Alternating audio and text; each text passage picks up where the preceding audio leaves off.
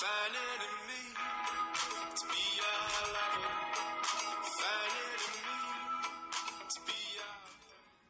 Hola, muy buenas tardes, bienvenidos a el nuevo podcast de Match Footballer, un podcast que se nos ha trazado exactamente varias jornadas, me parece que, si no me equivoco, 7 jornadas. Esto es el análisis de la Premier League. Es un gusto para mí presentarme. Soy Panqué. Estoy con Leo Wallman y estaremos analizando semana a semana lo más importante de lo que ha ocurrido en la Premier League. Mi querido Leo, un placer embarcarnos en este nuevo podcast contigo.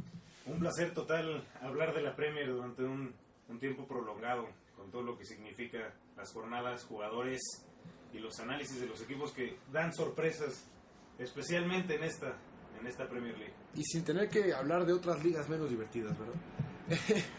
Hablando de cosas menos divertidas, en esta ocasión tenemos a Pepe del Bosque de invitado. Pepito, ¿cómo ¿Pero estás? por qué menos divertidas? No menos divertidas, simplemente cuando la pasión es mayor hacia una liga, pues uno disfruta más analizar esa competencia, mi querido Pepe. No, un gusto estar con ustedes, dos apasionados de la Premier League, así como he tenido la oportunidad de estar con Paco haciendo el podcast de Serie A. Hoy es un placer hablar de una liga inglesa muy competida, con equipos que han dejado muy buenas sensaciones y que sigue el interrogante, ¿no? Ya estamos en octubre y no sabemos definir a un candidato, únicamente a un candidato por el título. En efecto, una Premier que está siendo mucho más competitiva de lo que esperábamos. Esperábamos ciertamente una Premier que iba a ser, a comparación de otros años, mucho más peleada, mucho más contendida. Sin embargo, creo que lo que estamos viendo está superando nuestras expectativas, Leo. Sí, totalmente, y en especial porque desde el principio sabíamos que iba a ser una Premier en la que muchos equipos empezaron un ciclo nuevo, en el que ya el viejo lobo de mar lo ha tomado como posición Arsène Wenger, y en el que otros proyectos empiezan a solidificarse más, como el de Liverpool, como el de Southampton, como el de West Ham, por ejemplo. Tottenham. Entonces, creo que es por eso que hemos visto una Premier tan, yo diría que anortodoxa, ¿no? En efecto, para usted, Radio Escucha, si siente de repente alguna tensión en cuanto a Leo y conmigo en los temas United-Liverpool, no se sienta usted preocupado, será completamente civilizada, ¿no? Siempre la objetividad por de frente. Y también si defendemos a Arsène Wenger, ¿no? En esta ocasión nada más, porque estás tú que eres wengerista de hueso a colorado. muerte. Esta jornada, la jornada número 7 de Premier League, se jugó el sábado y el domingo. Arrancó con un City-Everton que termina 3-1, después de que Everton se adelanta en los primeros minutos del partido con una fenomenal acción individual de Lukaku, que si bien la prensa inglesa automáticamente reventó a Joe Hart, porque Joe Hart alcanza a meter la mano en el disparo del delantero belga de Chelsea, cedido en Everton, me parece que el verdadero punto a señalar es con qué facilidad Lukaku se come al central del City, ¿no? Sí, creo que la primera... Lescott lo destruye, ¿no? Y creo que la primera anotación y la única de Everton fue una combinación de una mala marca y una viveza total de Lukaku, y sumado a Joe Hart, que ha venido en el último año normal desde todo el 2013 no ha andado muy bien. La única garantía que tenía Inglaterra de cara al Mundial de 2014 creo que ya se vino abajo, que era la posición de portero, que desde cima no existe un portero importante en Inglaterra, y creo que el City supo hacerse muy bien de juego, de entenderlo y principalmente de revertirlo. Yo de este partido quisiera señalar varios puntos que me parecen muy importantes. El primero es, Everton pierde la marcha perfecta en Champions, ¿no? En Premier League, disculpe. Everton no había perdido en esta edición de la Premier, va al Etihad y pierde una primera derrota para Martínez en la Premier con Everton, que me parece que es un escenario justificable para que Everton perdiera, ¿no? La otra lectura que le saco es, si bien Mourinho decía a principios de semana, no me arrepiento de haber cedido a Lukaku, no es lo mismo jugar en Everton que en Chelsea, tampoco es lo mismo meterle un gol al City en el Etihad con el Everton que con el Chelsea, ¿no? Entonces me parece que hay que remarcar el grandísimo nivel que está teniendo Lukaku, ¿no? Creo que el error de Hart, Leo, no hubiera sido hablado si no estuviéramos en esta polémica de si Hart está o no está en buen momento. Sí, es el único Hubiéramos caso. hablado más de lo del Scott que del error de Hart. Sí es cierto que un portero en plena forma hubiera detenido ese disparo. Sí, totalmente, pero es la misma discusión que tenía la prensa inglesa hace 2 años con David De Gea. Cuando la prensa inglesa se enfrasca en tirarle a algún portero, le tira por cualquier cosa. Hace 2 años me acuerdo que hubo una jornada en específico en que De Gea tuvo un partido callado, no tuvo ningún problema, se fue en ceros. Joe Hart tuvo un error y lo único que la prensa pudo resaltar fue a De Gea. Fue que De Gea, ahora como no lo probaron, no tuvo errores. Y ahora al revés, una vez que probaron a Joe Hart, un error que ni siquiera es tan masivo como lo han hecho. No fue error, pudo hacer más. Exactamente, y ahí la prensa se le echó encima, pero es cierto que no es casualidad tampoco que se le vaya ese balón, ¿no? Ya Joe Hart lleva varios No, pasos, y también hay que tomar en cuenta que hay tanto eco alrededor de esto porque es el portero titular de Inglaterra y porque Inglaterra se juega el pase al mundial en sus 2 próximos partidos, ¿no? Ahora, cambiando un poco, saliéndonos de Hart, Pepe, empieza la temporada del City, Seco empieza como el referente inamovible de Pellegrini, sin embargo a base de trabajo y buenas actuaciones, Negredo empieza a levantar la mano. Mira, yo creo que Pellegrini los va a rotar y al final el delantero titular va a ser el que mejor se adapte al Kun Agüero. El Kun Agüero es el jugador inamovible en el esquema ofensivo junto con Yaya Touré. Entonces, si Seco está en mejor momento, le va a ganar la partida a Negredo. Esta ocasión da a Negredo un muy buen partido. El City juega mucho mejor después de lo visto en Champions League contra el Bayern. Y algo que me sorprende es que Pellegrini está planteando mejor los partidos en la liga local que como lo está haciendo en la Champions League. Entonces estamos hablando de un City que si bien no termina de completar esos conceptos que tiene pensado Pellegrini, yo sí siento que en Premier League sigue siendo el gran favorito más allá del buen paso Gunner y del buen paso Red. Continuando con el fútbol de Premier, mi querido Leo, el mismo sábado Cardiff recibió al Newcastle en lo que fue una gran actuación individual de Loic Remy, que firma un doblete que termina dando el triunfo 2-1 sobre los galeses. Sí, importante victoria para Newcastle porque Cardiff es un equipo ascendido, pero es un equipo de los que inicia muy fuerte. De hecho, fue en la segunda jornada y venció el City en casa de Cardiff y ha hecho un inicio de temporada bastante interesante. Y Newcastle, por el otro lado, no había tenido el inicio que se habían propuesto y el inicio que tenían en mente, principalmente porque ya para este segundo año en Premier League después de su ascenso, recordar que descendieron hace poco, ya deberían de pensar en puestos europeos de nuevo. Sobre todo porque hace 2 temporadas perdieron el puesto europeo contra Chelsea por una cuestión de burocracia, ¿no? Sí. Pero en esta temporada yo veo un caso confundido. Como que todavía no encuentra bien el fútbol que quiere hacer. Y bueno, parte de eso es también esta discusión que ha tenido con Cabaye, que no sabemos qué tan motivado está para jugar en Newcastle y qué tan motivado está para salir de Newcastle. Sabemos que buscó una salida en verano, pero al mismo tiempo eso en el vestidor debe haber tenido un efecto. Y es la situación por la que Cabaye empieza a jugar con Newcastle de titular hace apenas 2 jornadas para acá, ¿no? Porque el tipo en esta desconcentración pierde las últimas semanas de pretemporada y bueno, hay que volverlo a concentrar en lo que va a ser su equipo el resto de la temporada.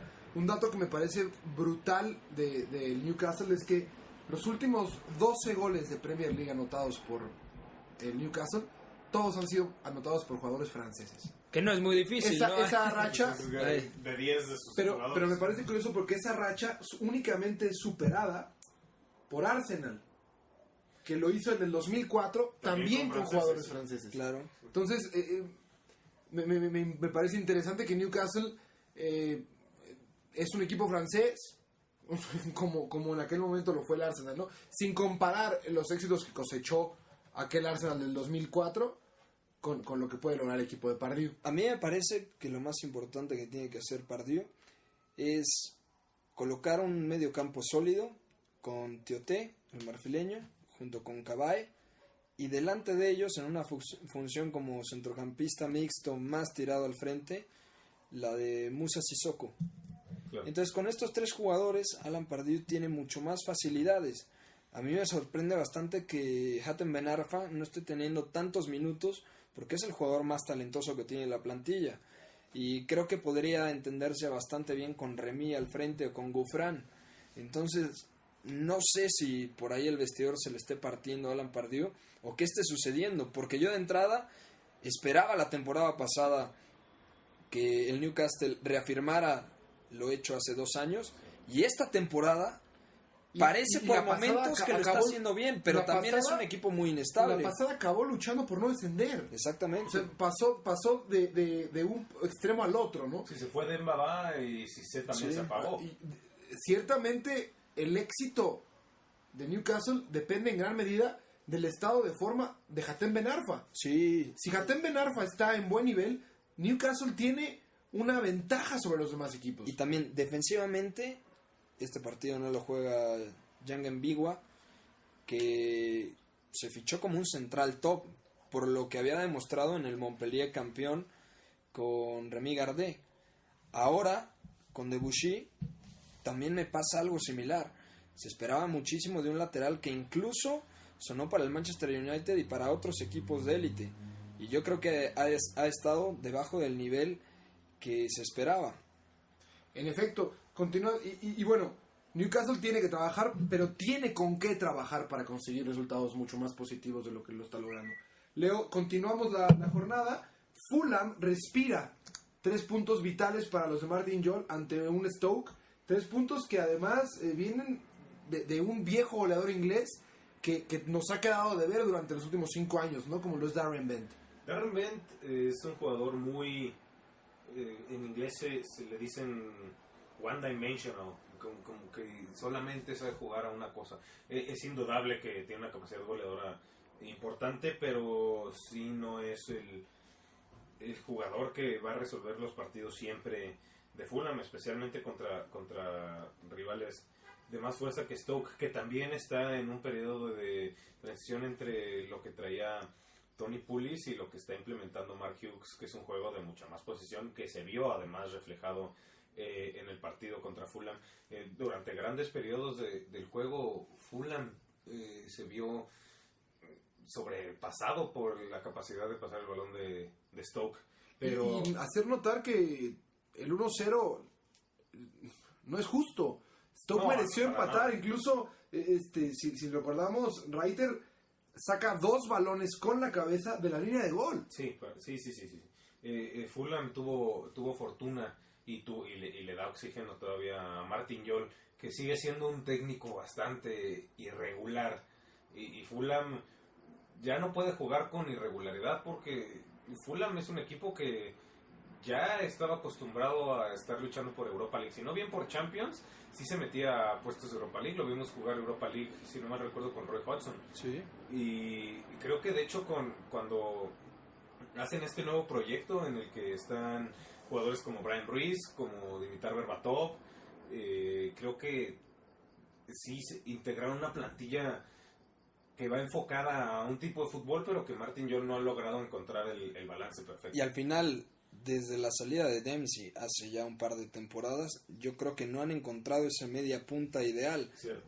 Porque al final Berbatov va hacia abajo, lo mismo Damien Dove, no sé qué tanto pueda funcionar el suizo Kasami, Karagounis también es un jugador veterano, Brian Ruiz no ha terminado de explotar, entonces es un equipo interesante. Y por el otro lado el Stoke, que con Pulis a mí me gustaba verlo porque siempre era la sensación de que era un equipo que igual no generaba tantas expectativas y siempre terminaba funcionando mejor de lo que se esperaba. Con un fútbol rústico. Y fichó a Arnautovic, que es un jugador bastante interesante, ¿no? Conflictivo. Pero interesante, puede agregar mucho, sobre todo porque hablas de que Stoke tiene como delantero centro a Peter Crouch. Es una persona que te pueda nutrir a la jirafa. Siempre será un jugador que pueda dar una ventaja, ¿no? Bueno, aparte está el chico Walters también. Está Stefan Ireland, que me parece que tiene que tomar mayor protagonismo. Yo me acuerdo de Ireland hace un par de temporadas, Cuando estaba en el City todavía. del que se esperaba muchísimo. Y al final también se ha estancado, nunca ha terminado de explotar, quizá por las oportunidades. Entonces, este cambio de identidad del Stoke, obviamente, es difícil de asumir. Sí, Ireland es un buen ejemplo de lo que pasó en el City, porque el City producía jugadores tipo Ireland bastante prometedores de su cantera, tipo Y Joey Barton. El mismo Daniel Sturridge, que hoy en día es una realidad, es canterano del City. Y al mismo tiempo, cuando se fue a Aston Villa, bajó muchísimo el nivel y creo que no lo ha podido recuperar. Y Stoke lo fichó como tratando de revivirlo con un estilo diferente. La posesión, claro, lo que decías. El juego de posesión. Y sí se lo ha dado, pero todavía quizás, no sé si todavía no ha agarrado el ritmo o si ya es el ritmo que va a traer siempre. Yo creo que es un jugador, aparte que se adapta muy bien al juego directo o al juego de posesión. Porque estamos hablando de un centrocampista que juega en distintos ritmos. Y cuando tienes un jugador, un centrocampista, con esas condiciones, tienes más variantes. Pero al final el Stoke tiene una plantilla bastante corta para lo que quiere intentar. Sí, para lo que quiere intentar sí, pero sí tiene una plantilla, tiene a Sonsi, tiene a Jermaine Pina, tiene a Palacios, ya tiene un gran portero el mejor, el bosnio Begovic, ¿no? A Begovic. El mejor de la Premier para mí. Que no sé si usted sepa, mi querido redescucha, pero Mancini planeaba fichar a Begovic este verano para que tomara el número 1 del City. O sea, ese es el alcance del nivel de Begovic. Tiene experiencia además también en la defensa con Robert Hood. Tiene a Matthew Teddington, que sabemos que es un jugador probado en equipos de media tabla. Y tiene también a un chico de Liverpool a préstamo, a Saidi. Sí, el marroquí, el extremo. Efectivamente, que es bastante prometedor. O sea que opciones para un equipo de media tabla, creo que tiene una de las plantillas más profundas de la media tabla inglesa. Pero no El puede problema aspirar a más. Es que el problema de Stoke es que no cae en conciencia de que tiene una plantilla para luchar para el medio tiempo, para la media tabla, ¿no? O sea, me parece que el principio de Stoke es: vamos a asegurarnos de no recibir gol, vamos a estar afianzados y en la medida que se pueda ofendemos. Si no podemos ofender, no nos preocupemos en ofender, preocupémonos en que no nos hagan gol. Y eso es un grave problema, ¿no? Porque tienes jugadores para intentar cosas interesantes. Sí, especialmente contra un equipo como Fulham, que en la defensa ha tenido bastantes problemas. Y que antes de este partido, Fulham tenía únicamente 4 puntos. O sea, tú teniendo 8, tenías que salir a jugar. Tenías que salir con esta confianza de, bueno, le puedo sacar 3 puntos que a la postre a mí me van a dar muchísima tranquilidad. Aunque creo que es el gran problema de Mark Hughes, ¿no? Que siempre ha tenido esa situación Por cierto, de la planeación de partidos. Hughes entrenó a Ireland en el City. Sí, ¿verdad? Sí. Sí, coincidieron. Sí. El partido más aburrido y el único 0-0 de esta jornada en Premier, el Hull contra el Aston Villa. Importante para Hull porque mantiene su invicto en casa. Importante para Aston Villa porque tiene todavía que recuperar de que el año pasado estaban a nada de descender y hace 3 temporadas tenían uno de los mejores equipos de media tabla para arriba.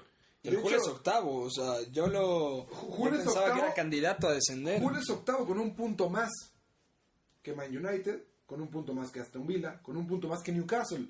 O sea, Hull está haciendo una temporada francamente resaltable porque hay que entender las limitantes con las que trabaja el equipo. Y además han integrado bastante bien a los últimos 2 fichajes que hicieron en el verano, que son Livermore y Huddleston, que los 2 vienen de Newcastle y los 2 son mediocampistas.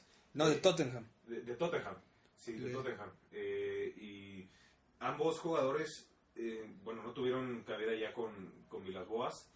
Y de hecho, me acuerdo que para el primer juego contra Chelsea no fueron titulares porque no traían el ritmo de pretemporada y porque son 2 jugadores que además juegan en la espina dorsal del equipo, pero que se han ido integrando bastante bien y que estamos hablando de un destructor y de un destructor de media tabla también, de un destructor, un jugador importante, pero que sí no le iba a hacer en Tottenham, y de un creativo que además no es ningún veterano y tampoco es un novato. Jake Livermore y ya tiene experiencia jugando con Tottenham y también es joven.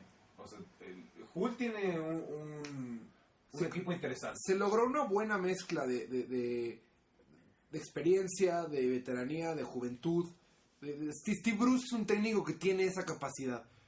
Un manager, perdón. Tiene la capacidad de balancear muy bien sus equipos para que no haya mucha juventud, para que no haya mucha veteranía, para que no haya mucha... No esté desbalanceado. Exactamente. Y sabe reconocer. En este partido fue muy interesante cómo Hull, lo principal que se enfocó fue en tener cuidado con los contragolpes del Villa. Sí. Tener cuidado con la velocidad de Delph. Porque sabiendo que Aston Villa carecía de Benteke por lesión, su única arma son las bandas a pura velocidad. Sí. Entonces Bruce lo cierra muy bien y le permite la posesión. Hablamos de los dos equipos con el peor promedio de posesión de la Premier League en lo que va de esta temporada. Y Hull, aquí es donde demuestra Steve Bruce cómo planea tácticamente sus partidos. Ok, ten la pelota, Aston Villa, pero te la doy en zonas donde eres incapaz de generarme peligro. Eso fue lo que para mí fue el punto que a Bruce le hace salir del partido, y decía ante los medios británicos, es un punto importantísimo. Sí, eso de saber hasta dónde debes de ceder la posesión se me hace bastante... bueno, lo aprendieron bastante bien los alumnos de la escuela de Ferguson que salieron... hace 3 años era impresionante, era como la mitad de la Premier era de alumnos de Ferguson, Steve Bruce y Mark Hughes, 2 de ellos, Paul Jewell con el Wigan hace tiempo, que creo que es algo que Bruce hace bastante bien, a saber hasta dónde presionar y saber hasta dónde explotar las debilidades del rival. En efecto. Leo, seguimos con tus partidos favoritos de la jornada. El Liverpool vence 3-1 Crystal Palace en Anfield, una primera parte en la cual los Reds fueron ampliamente superiores, en la cual 40 minutos brillantes de Liverpool. Sentencia el partido, pero hay que mencionarlo. Liverpool defensivamente deja dudas con esta línea de 3 que utiliza Rodgers en esta ocasión. Liverpool en el segundo tiempo pudo haber recibido algún golecillo más en contra. Y yo quisiera que habláramos brevemente también, Leo, del impacto y de la historia de Cenicienta que gira alrededor de Gale, el delantero del Crystal Palace, ¿no? Sí, claro. Bueno, empezar con esta línea de 3 que puso Liverpool se me hace bastante interesante. Rodgers ha sabido... es muy creativo para ser británico. Con sus recursos, ¿no? Sí, impresionante lo creativo que es para no sé, adaptar las formaciones. Perdón, no sé si tú sabías, pero Vicente del Bosque ha invitado a Brendan Rodgers en repetidas ocasiones a ayudarlo en un entrenamiento de la selección española. Porque comparten, Rodgers tiene muy intrínseco esta idea de jugar con un 4-3-3, de jugar con un tiki-taka, de jugar con un partido de posesión. Como lo hacía con el Swansea. Y la gente que ha tenido la oportunidad de hablar con él dice que es un tipo muy clavado con esta idea, y cuando Del Bosque lo conoció y tuvieron esta charla, fue cuando le extiende la invitación a que vaya a observar de primera persona un entrenamiento de La Roja. Sí, no, es un dato interesante. No, y se nota además, desde el año pasado, que sería importante preguntarte, de hecho, por Joe Allen, este jugador que trajo a Liverpool de su Swansea. Claro. Que de hecho lo ficha porque no puede fichar a Sigurdsson, porque Sigurdsson elige al Tottenham, entonces se va por Allen. Sí, y Allen es un jugador joven que además le ayudaba bastante al juego de posesión de Liverpool. Perdía un poco en verticalidad, pero ganaba en posesión, y al mismo tiempo lo intentaba proteger con Shelby, que fue algo que no le sirvió mucho, pero que lo ha sabido alternar muy bien en esta temporada y explotar excesivamente bien con el regreso de Leiva y con este nuevo rol que le ha dado a Steven Gerrard como principal surtidor de todas las líneas de Liverpool, hacia atrás, hacia adelante y hacia las bandas. Y que de alguna manera es como restablecer la jerarquía de Gerrard, ¿no? En cierto modo sí, pero más que en términos de jerarquía, es un juego más Y voy a volver a entrar a la eterna discusión inglesa de Lampard y Gerrard, porque en este tiempo Lampard y Gerrard han evolucionado de una manera muy similar. Lampard y Gerrard ya no son los jugadores que eran en 2004 o que eran en 2006.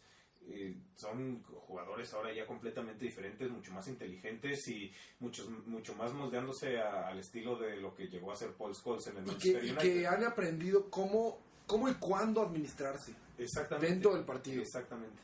Creo que el hecho de que Rodgers haya explotado tanto esa protección a Gerrard, no solamente no solamente en este partido con esta línea de 3 y con Leiva, sino en toda la temporada, ha hecho a Liverpool un equipo mucho más amenazante, y gran parte de eso es que tengamos al líder de goleo en la figura de Sturridge. Y además estamos hablando de un equipo que hace dos jornadas, si no me equivoco, perdió a Philippe Coutinho, que había sido uno de los ejes principales de Liverpool, tanto al final de la temporada pasada como al inicio de esta.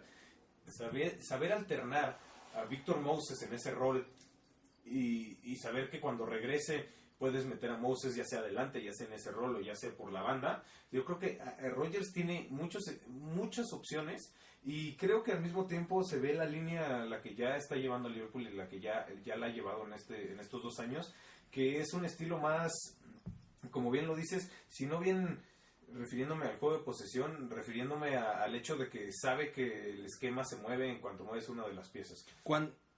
Perdón que te interrumpa. Claro. Cuando veía la alineación antes de empezar el partido, me sorprendió muchísimo, porque dije, realmente cómo los va a parar, porque hay 4 jugadores que son nominales en defensa: Skrtel, Kolo Touré, Sacco, José Enrique, y luego únicamente un centrocampista como Gerrard, pero luego ves a Henderson, más Sterling, más Victor Moses, y aparte los 2 puntas Luis Suárez y Sturridge.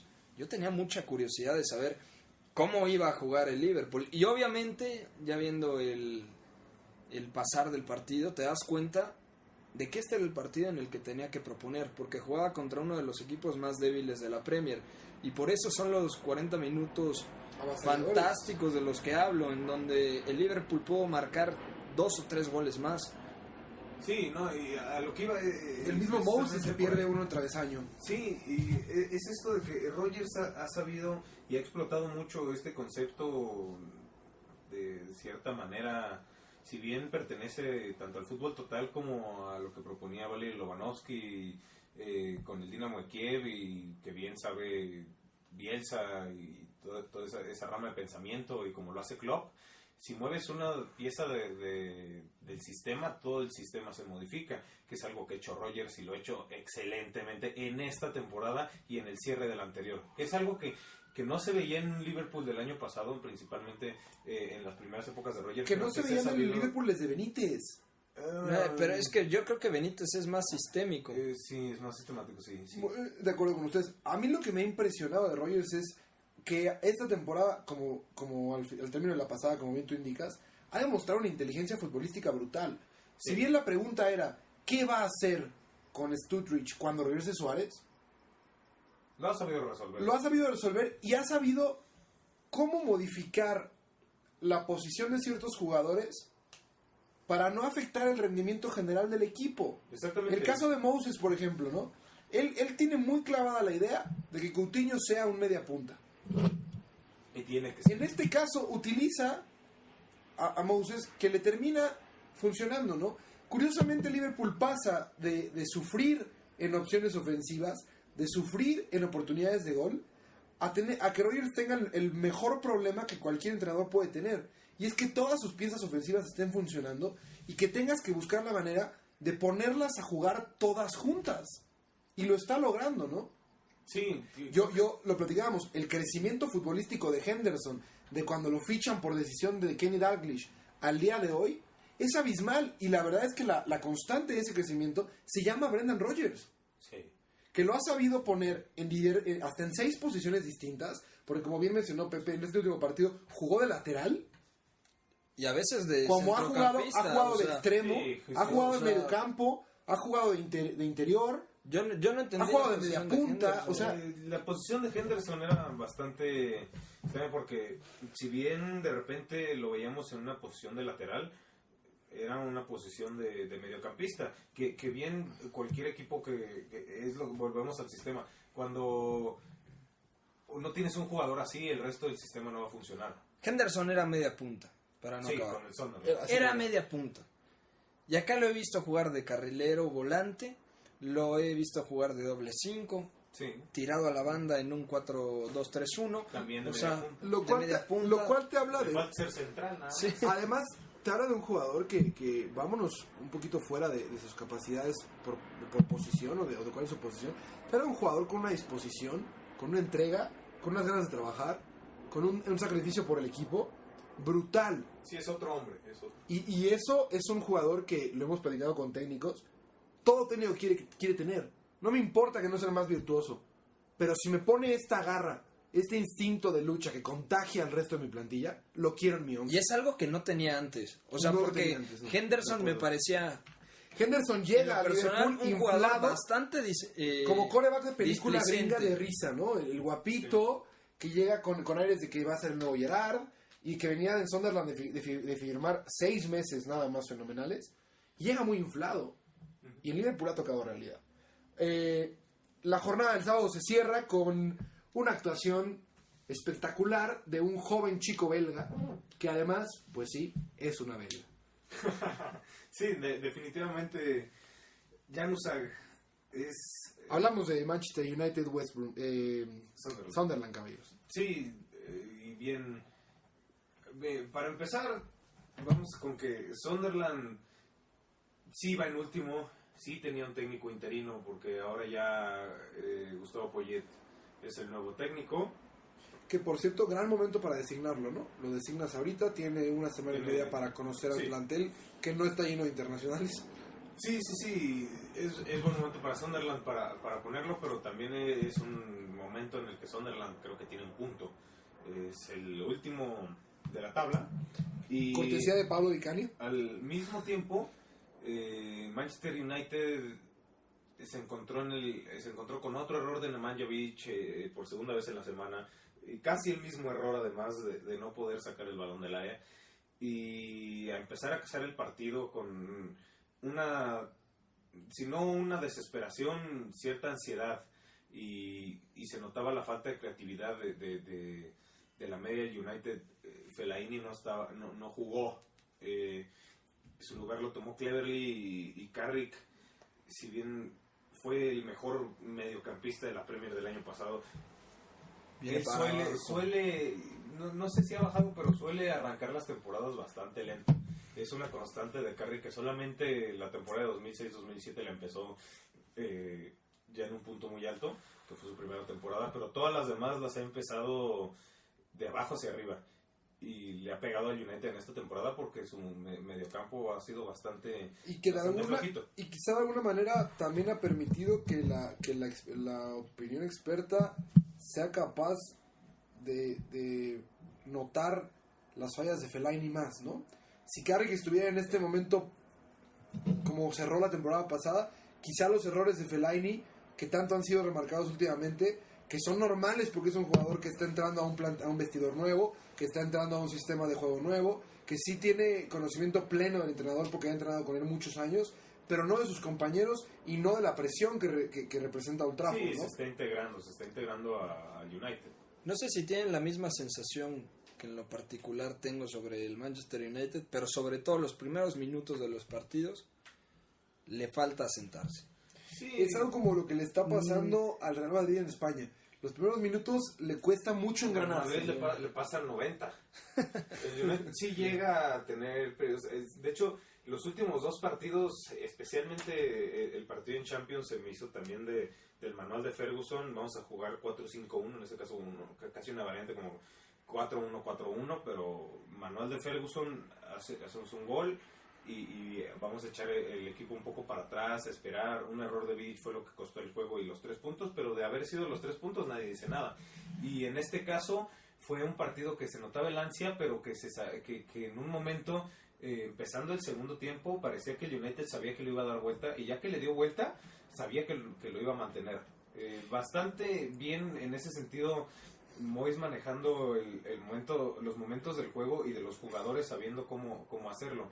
Especialmente cuando se dio cuenta de que Nani y Januzaj ya no estaban para hacer los regresos por la banda, y inmediatamente entran Dani Welbeck y Antonio Valencia para mantener hombre por hombre, pero para renovar las bandas. Ahora, esta ansiedad con la que empieza el partido United era totalmente comprensible. United tenía la obligación de recuperar lo que había perdido en West Brom hace una semana. Sí. Estaba obligado. Ahora, el partido pudo haber tenido otro desenlace de no haber sido por David De Gea. Sí. Porque yendo 1-0 arriba a Sunderland, De Gea le hace un atajadón a Giaccherini fuera de este planeta. Atajadón. Y si no lo para, United hubiera estado en gravísimos problemas, Leo. Sí, no, David De Gea ha sacado de la cárcel a United en 3-4 ocasiones, y estoy hablando desde que llegó, en realidad. Y creo que eso, aparte, uno de los puntos en ofensiva más importantes de United, porque hay una jugada bastante importante que tiene United, que es cuando De Gea tiene el balón, va hacia la derecha. Muchas veces va hacia la derecha al salto de Valencia y hacia el movimiento de Rooney y Van Persie. Y por eso creo que además ha sido importante, y que en este juego, con la falta de Valencia, creo que hubo una falla ahí, no una falla, sino una carencia ofensiva de la distribución de David De Gea, que se vio reflejada cuando el United no encontraba en un periodo del partido por dónde acercarse. A 3/4 de cancha llegaba, pero por dónde hacer este último pase que iría al rival, ¿no? Porque las jugadas del primer tiempo en las que el United tuvo posibilidad de gol fue un tiro de larga distancia de Januzaj, un disparo de Van Persie, y otro de una jugada de balón largo que Nani remató de primera. Antes de cambiar de partido, yo creo que el Sunderland es una de las grandes decepciones, o por lo menos yo lo veo así, porque tiene jugadores muy interesantes. Ki, que ahora está cedido por el Swansea, que en el Celtic me parece un centrocampista espectacular. Giaccherini, Fabio Borini, Josie Altidore, que había destrozado la Eredivisie con el AZ, y sobre todo Adam Johnson, que es un jugador muy de mi gusto, que para mí nunca debió de salir No, y aparte del Manchester City. No, y bueno, sí. City lo intenta suplir con Sinclair, que también prometía muchísimo, y termina viviendo un destino similar. Ahora, Ahora, lo interesante ahí con Sinclair es que parece que lo ficharon para cumplir con la regla de la cantidad de jugadores británicos, ingleses. ¿no? Sí. Ahora, curiosamente, a principio de temporada hablábamos del error que había representado en United el fichaje únicamente para medio campo de Fellaini. Pero en las últimas jornadas el problema de United no ha sido realmente, sí le falta incisión, pero no ha sido el mediocampo y no ha sido la delantera. El problema del United está siendo la línea de 4 de atrás. Sí, Y es que Vidic está fuerísima de momento también. Sí. Ferdinand, a pesar de estar lesionado en este momento, no es el Ferdinand en toda la vida. Smalling a mí me gusta mucho, Phil Jones a mí me gusta mucho, y creo que quizá es momento de que United Evans piense en un cambio generacional, ¿no? Y Johnny Evans, sí, es que todo esto es parte de la transición que se está haciendo de la era Ferguson a esta nueva era Moyes, y que se está viendo en este nuevo juego de posición que va a estar listo en alrededor de 2 o 3 años, que está integrando Moyes, y que ya no va a incluir seguramente a varios de los jugadores que vemos y que vimos en 2008 en su punto más alto, como Vidic, como Ferdinand, como Evra, y quizá me atrevo a decir a que como Carrick, que seguramente seguirá en el United en un rol tipo Scholes, tipo Scholes en sus últimas temporadas, que sí va a entrar a resolver varias situaciones en determinados partidos, pero que va a ser más una guía para los mediocampistas que estén en ese momento, y voy a decir el nombre de Nick Powell, por ejemplo. Claro, que ojalá cumpla con las expectativas de los que amamos el fútbol. El último centrocampista que fichó Sir Alex Ferguson después de Owen Hargreaves. Fíjate nada más. Cambiando de partido, Pepe, aquí voy con Pepe, porque yo sé que tú estás enamorado de lo que está logrando el Southampton de Mauricio Pochettino. Me gusta mucho lo que está haciendo, porque sobre todo no se esperaba tanto de un equipo. Quizá emocionaba el hecho de que pudiera llegar Pochettino, un entrenador que mostró que sabe hacer las cosas con el Español de Barcelona, pero ahora tiene argumentos de sobra para poder pelear, si bien no para Champions League, poder estar compitiendo por la quinta plaza de Europa League. Y él ya fue claro, Leo. Él va por Champions. Él no va por Europa League. Sí, hace poco me preguntaron para algún portal de internet que cuál iba a ser la sorpresa de la Premier. Inmediatamente dije que Southampton. Porque Southampton tenía un proyecto interesante y de hecho no dudó en contratar a Pochettino a pesar del buen proyecto que llevaban, no iban mal.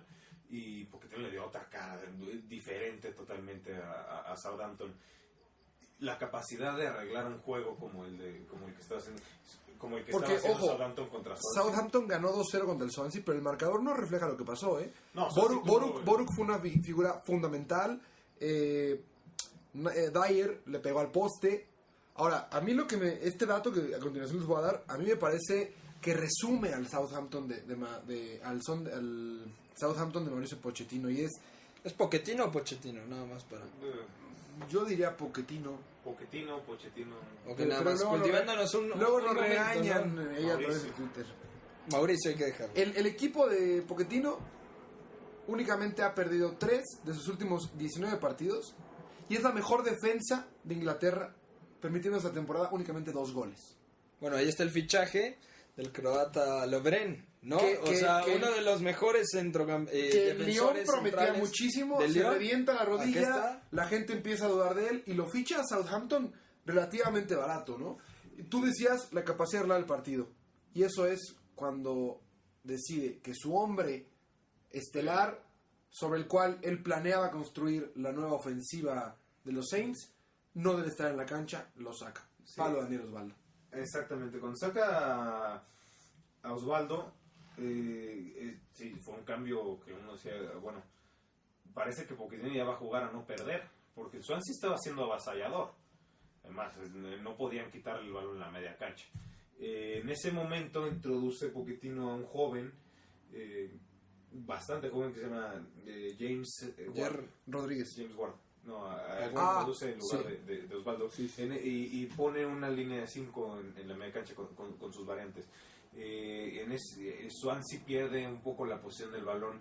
Southampton queda mejor parado y eventualmente gana el partido. Esa capacidad de leer el juego y tener los pantalones de decir, si no saco a Osvaldo ahorita no se va a ganar el juego, y querer ganarlo es lo que hace a un Southampton diferente. Y muy inteligente la manera en la que gestiona la plantilla, porque hay un jugador que en lo particular me parece buenísimo, Adam Lallana. aparte, que es Gastón Ramírez, Bueno. que ahora no juega. El uruguayo me parece que tiene condiciones brutales, por lo mostrado con el Bologna en la Serie A. El uruguayo, cuando llega a Southampton, se vuelve un tema de conversación en Inglaterra de por qué un jugador de este calibre y de este costo llega a Southampton, Claro, cuando tenía nivel para llegar a Liverpool, para llegar al Tottenham, para llegar al Arsenal, equipos con los que fue vinculado. No, y aparte también, yo creo También que... con el United fue vinculado. Sí, y le da Pochettino al clavo con un fichaje contundente, que es el de Wanyama. Sí, A mí me parece que es uno de los centrocampistas más prometedores. Y que Incluso, para los precios que el mercado estaba manejando, claro, fue una ganga. O o sea, sea, se sabe que hay que fichar en Celtic Park, porque lo de aquí, lo de Wanyama, y quizá si lo de Gary termina Hooper, lo de Gary Hooper con el Norwich City tampoco es malo, y por ahí hay otro centrocampista, el israelí Kayal, que es bastante bueno, pero Y le yo falta a constancia. Samaras ya le hubiera dado una oportunidad en otra, Entonces, en otra liga. Me parece que Lovren, Wanyama, Pablo Daniel Osvaldo, más allá de que tú comentabas antes de entrar al aire que no se siente cómodo En el viviendo en Reino Unido. Inglaterra, son fichajes muy interesantes. El caso de Jerry Rodríguez, que también lo está haciendo muy bien ya asimilando ese sistema. Yo creo que el Southampton puede ser una de las grandes sorpresas. Y más allá de que el Swansea merecía un poco más, yo creo que lo de Laudrup, jornada tras jornada, nos sigue demostrando que este Swansea es un proyecto serio, que quizá no le alcance para llegar de Aunque nuevo tiene a 7 Copas puntos Europeas. y no está bien ubicado en la tabla, va en 15avo, es un equipo que su situación en tabla no representa lo que hemos visto en cancha. Y también le afecta jugar torneo europeo. Estar Sí. en Europa League con una plantilla tan corta le hace Y sobre todo querer competir por daño. la Europa League, porque Sí. hay equipos que reconocen que no deben de competir y por ahí empiezan a debutar gente. No, Swansea se quiere jugar en serio este boleto, Sí. ¿no? Otro partido que no representó el marcador, lo que ocurrió en la cancha, y no es nada personal contra la gente del Chelsea, es lo que sucedió justamente entre el Norwich y el Chelsea, ¿no? Chelsea gana 3-1 con goles de Oscar, Hazard y William, pero el gol de Hazard y el de William caen en el 85 y en el 86, cuando Norwich había logrado empatar el partido a través de Picklington al 68, ¿no? Un partido que la verdad a mí me molestó porque creo que los de Houghton merecían ese punto de empate, ¿no? Más allá de que Chelsea tenga problemas, de que Mourinho siga teniendo problemas para encontrar a su 11, de que Mourinho siga sin poder tener un equipo que gane jornada tras jornada de manera contundente, de que no pueda imprimir esta mentalidad Mourinho en estos nuevos chavos. Norwich no hizo un mal partido. Norwich hizo un excelente partido, en especial para las limitantes que tiene, aunque sabemos que el campo del Norwich es difícil. A varios equipos se les complica mucho, en especial de los de la élite, jugar en el campo del Norwich. Pero creo que a Chelsea se le complicó de más, porque Chelsea empezó ganando y de repente se encontró con un equipo que le salió demasiado respondón para lo que ellos esperaban. Demba Ba no tuvo un juego extraordinario, ni mucho Aunque menos. su asistencia para Oscar fue fenomenal. Sí, tuvo destellos. Y creo que además de eso... Que no le puedes pedir más a un delantero que no jugaba hace 3 partidos de Premier, ¿no? Más o menos, se le debe exigir en este tipo de juegos, ante este tipo de rivales, Correcto. en este tipo de canchas, porque ese es el tipo de jugador que es y que se hizo ese nombre en Inglaterra, con Newcastle precisamente. Pero de este juego de Chelsea contra Norwich, Juan Mata pegaba a la banda derecha, a veces como media punta derecha, bastante apagadón, de hecho. Creo que... Si no conociera yo a Mourinho, pensaría que lo pone ahí a propósito para que se pierda. Es difícil. Oscar además es inamovible y aparece para Mourinho en esa posición de media punta por el centro. Y al mismo tiempo... Que no es una cuestión de que sea... que porque hablamos el mismo idioma lo pongo ahí, Oscar juega porque Oscar tiene una capacidad de recuperación, juega en esa posición porque tiene una capacidad de recuperación mucho mayor a la que tiene Juan Mata. Sí, Y eso es lo que quiere Mourinho. Sí, y que a pesar de todo eso, creo que Mourinho le dio el clavo con los cambios, porque en el segundo tiempo se lastima Ashley Cole, fuera de la selección inglesa incluso. Entra Hazard por él. Entra Hazard y pone una línea de 3 integrada por John Terry, Ivanovic y David Luiz. Y además de que sabemos que David Luiz se vuelve loco, se va al frente, de repente queda con 2 defensas. Para ser Mourinho, eso suena como lo más extremo Sí, sí. que ha hecho en su vida. Es la desesperación por los resultados, ¿no? Sí, O sea, es te una combinación. te quiero recordar que esta temporada Chelsea no había ganado de visitante, había perdido un partido y había empatado 2, y que incluso Mourinho como técnico del Chelsea, la última vez que ganó de visitante en Premier League fue en el 2007 ante el Reading. Sí. Entonces, Mourinho no podía jugarse otro 1-1, y menos en Norwich. No, y ya a sabiendas de que se podrían escapar Liverpool, Arsenal, Tottenham si ganaba. Y bueno, si empataban y por ahí vuelve a tener un mal resultado, por ahí lo supera el United y se van del top 4. algo contundente. Mourinho va a fichar en diciembre a un centrocampista. No sé si un central, pero yo creo que a un centrocampista ante la baja del holandés Van Van Ginkel. Y no tendría Sí. por qué fichar un centrocampista. Tiene hombres que puede adaptar esa posición. Yo no Pero creo lo que que él ponga a quiere. David Luiz. No, lo que él quiere, completamente de acuerdo con ustedes. Ahora, se rumora que Porto y Chelsea ya tienen cerrado el traspaso de Nicolás Otamendi para el próximo verano o enero. Depende de las circunstancias de Chelsea, podría adelantar la operación a enero.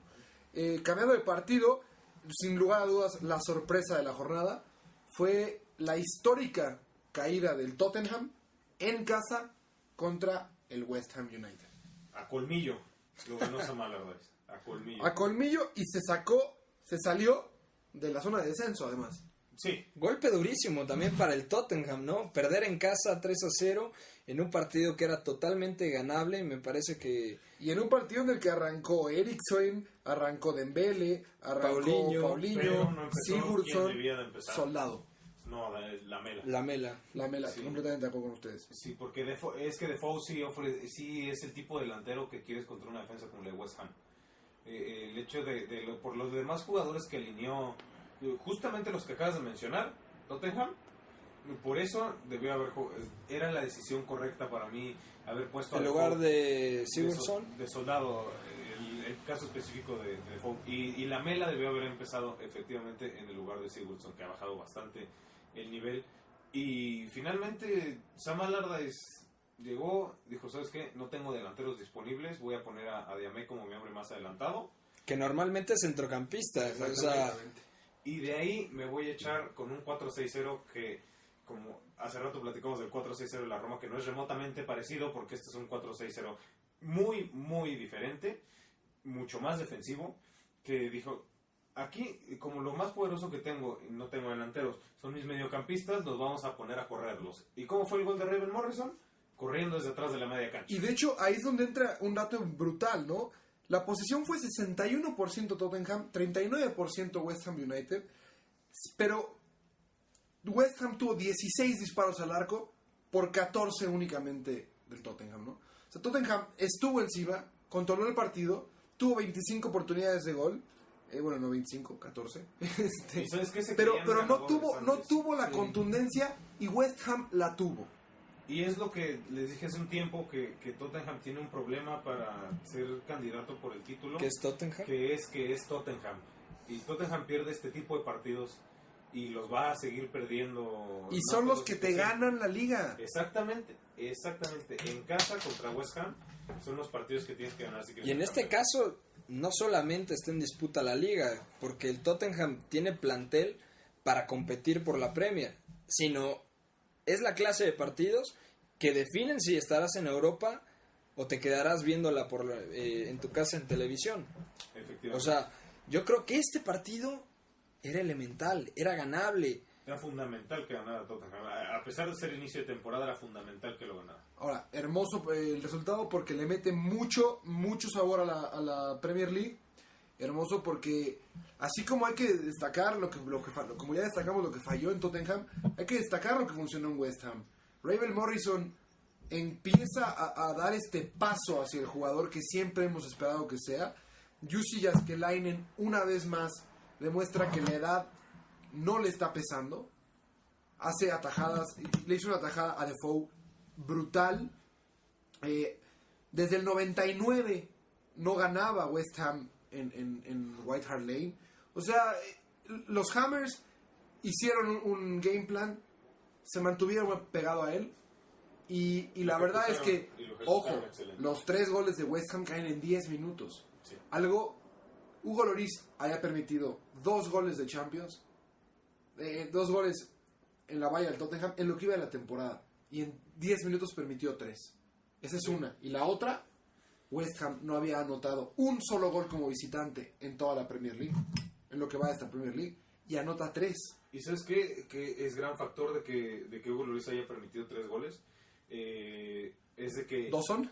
No, bueno, además, es que Hugo Lloris es un portero que beneficia mucho, además, el estilo de juego de Tottenham, que es un portero que está cómodo saliendo de su línea, que no le importa jugar afuera del área, si eso significa que el equipo puede jugar mucho más compacto, pero eso es... Y el hecho de que no haya podido desarrollar ese juego el Tottenham y que los centrocampistas de West Ham hayan hecho las corridas en lugar de los pases filtrados fue la parte fundamental por la que West Ham vence a Tottenham.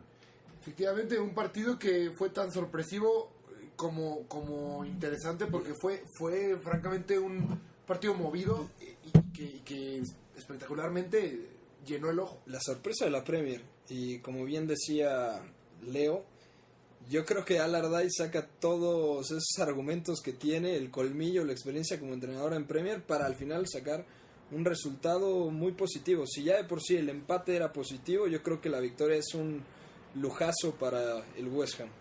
Así lo es, y cerramos la jornada hablando del empate de 1 entre West Brom y Arsenal. El día domingo se jugó allá en The Hawthorns, y el equipo de Steve Clarke sorprendiendo con un buen desempeño a un Arsenal que quizá llegó con la tranquilidad o el pensamiento de que podía sacar un resultado más positivo.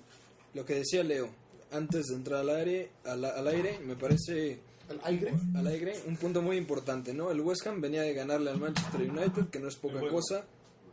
¿West Brom? ¿Qué dije? West Ham. Perdón, el West Brom venía de ganarle al Manchester United, que más allá del momento que vive el equipo de Steve Moyes, de David Moyes, es que ando ya con la cerveza, ojo, no es poca cosa, pero al final yo creo que da un muy buen primer tiempo, y en el segundo tiempo el Arsenal corrige ciertas deficiencias y termina sacando el empate. Leo, Arsenal se presenta a jugar en el segundo tiempo.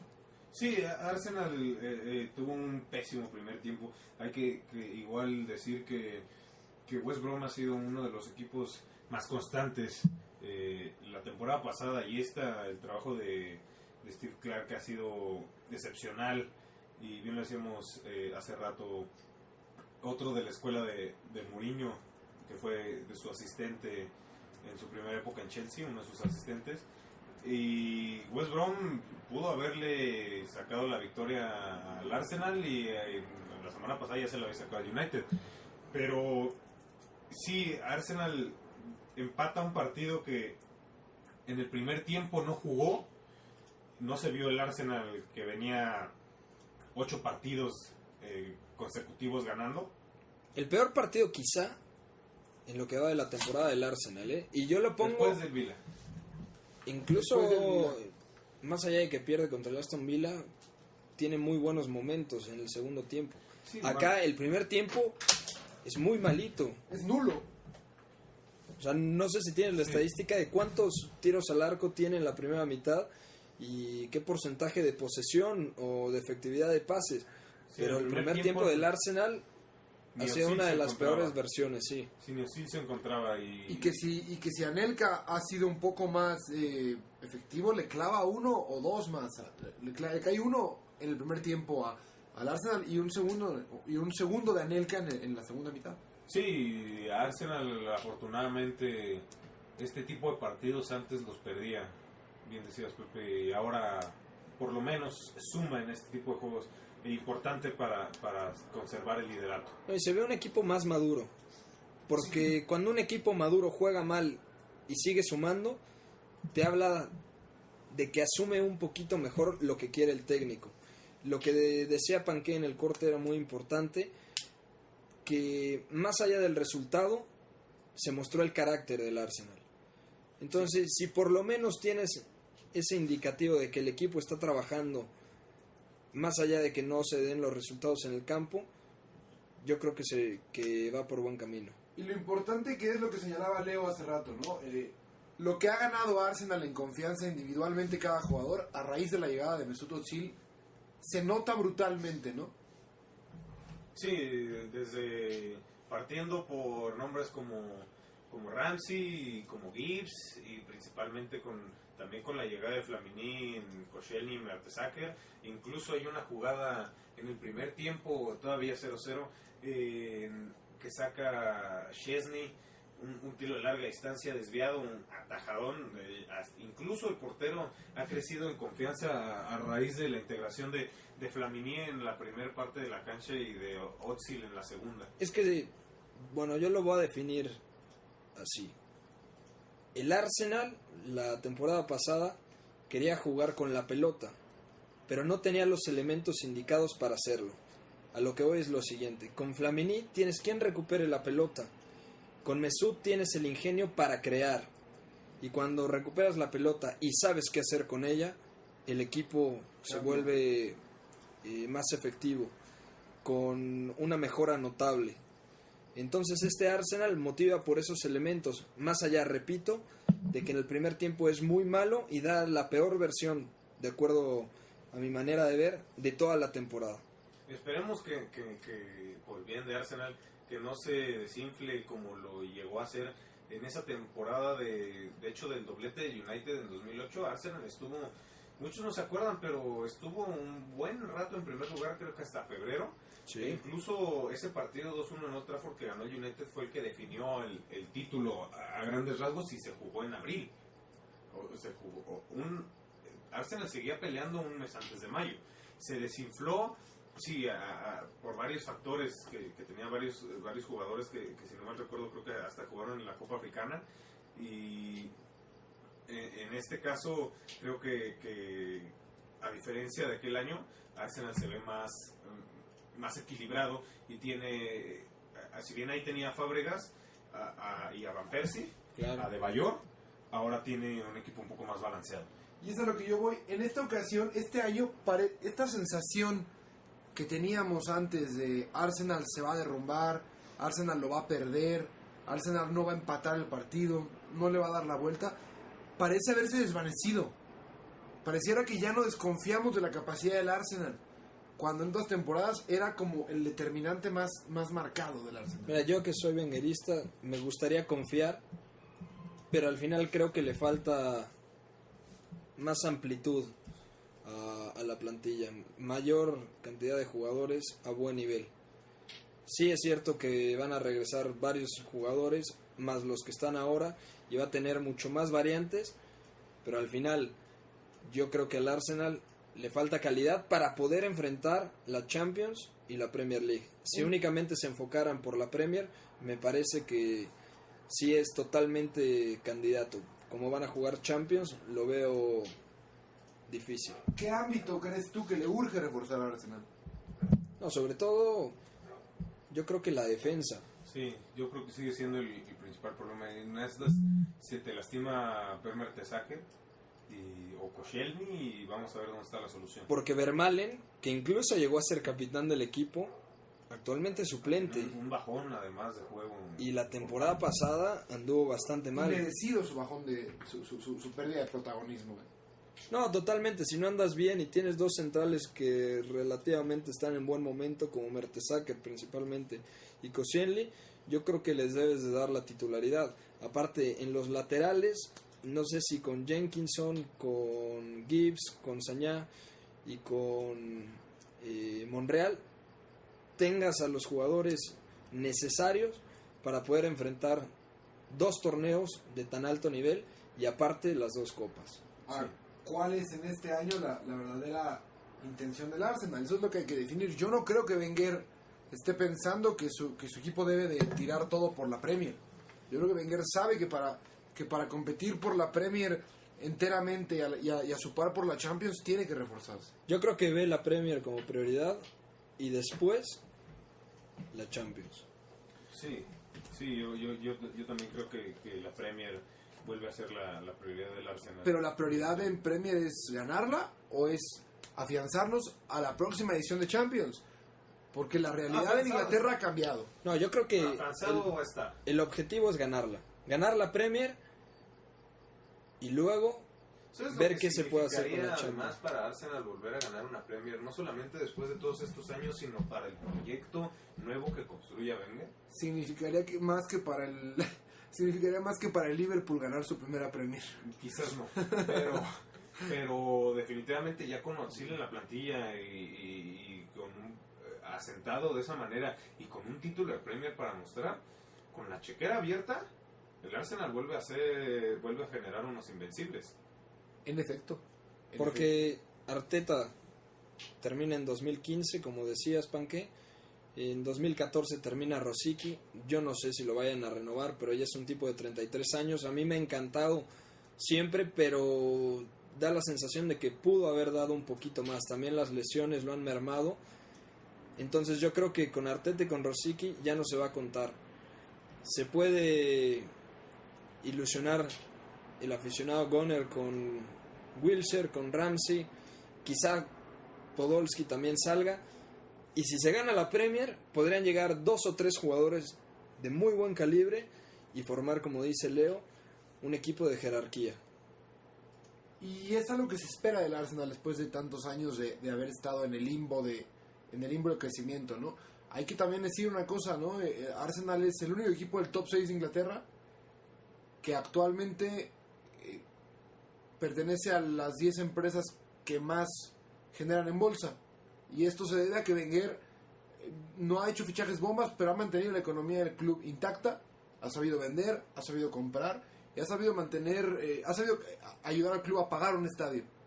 Y eso a la larga va a ser muy importante para el club. Claro, fue doloroso todos estos años sin títulos, pero ahora me parece, desde la llegada de Mesut, que hay ilusión, porque hay elementos, hay argumentos, se nota en el campo que es un equipo más trabajado, con mayor talento, más creatividad. Entonces hay que esperar. Al final yo creo que hay otros equipos con más calidad, con más variantes, pero si el Arsenal decide enfocarse plenamente en la Premier League, puede competir a un nivel altísimo hasta el final. Estimado Leo, pues se nos acabó el primer episodio, se nos pasó el tiempo, pero así se aprende. Y pues nos vemos el próximo lunes 21 de octubre, lamentablemente se nos cruza fecha FIFA. Pero bueno, la siguiente jornada Newcastle recibe a Liverpool, Arsenal recibe a Norwich, Cardiff visita a Chelsea, Hull visita al Everton, United recibe al Southampton, partido complicadísimo, Stoke recibe al West Brom, Swansea recibe a Sunderland, West Ham recibe al Man City.